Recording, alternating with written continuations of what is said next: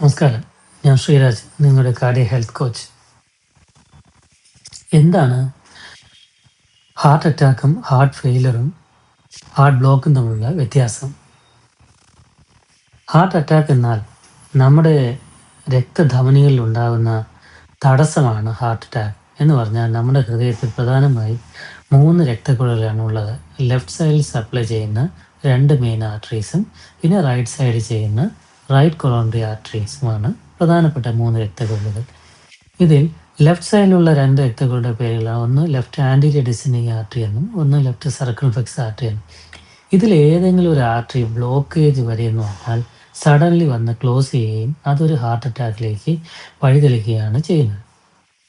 എന്താണ് heart attack വന്നു കഴിഞ്ഞാൽ സംഭവിക്കാൻ പോകുന്നത്? ആ ഹാർട്ട് മസിലേക്കുള്ള സപ്ലൈ പെട്ടെന്ന് നിൽക്കുകയും ഹാർട്ട് മസിൽസിന് ഡാമേജ് വരികയും ചെയ്യും.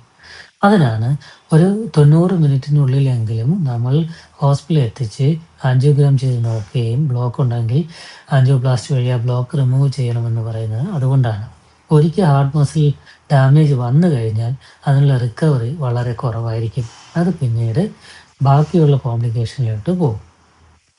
ഹാർട്ട് ബ്ലോക്ക് എന്ന് കഴിഞ്ഞാൽ നമ്മുടെ ഹാർട്ടിന് എൻജിൻ പ്രവർത്തിക്കുന്ന ഇലക്ട്രിസിറ്റിയിൽ ഉണ്ടാകുന്ന തടസ്സങ്ങളെയാണ് ഹാർട്ട് ബ്ലോക്ക് എന്ന് പറയുന്നത്. അത് നമ്മൾ ECG നോക്കിയാണ് മനസ്സിലാക്കുന്നത്.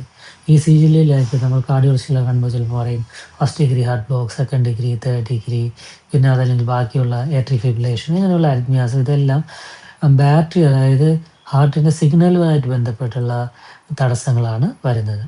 ഇനി എന്താണ് ഹാർട്ട് ഫെയിലർ എന്ന് വെച്ച് കഴിഞ്ഞാൽ ഹാർട്ടിൻ്റെ പമ്പിങ്ങിനെ ബാധിക്കുന്നത്. അതായത് ഹാർട്ടിൻ്റെ മസിൽസിന് ഡാമേജ് വരികയും അതിനുശേഷം പമ്പിങ്ങിൻ്റെ കപ്പാസിറ്റി കുറയുകയും ചെയ്യുന്നു. ഇങ്ങനെ കുറഞ്ഞു വരുമ്പോൾ അത് ഹാർട്ട് ഫെയിലറായിട്ട് മാറും.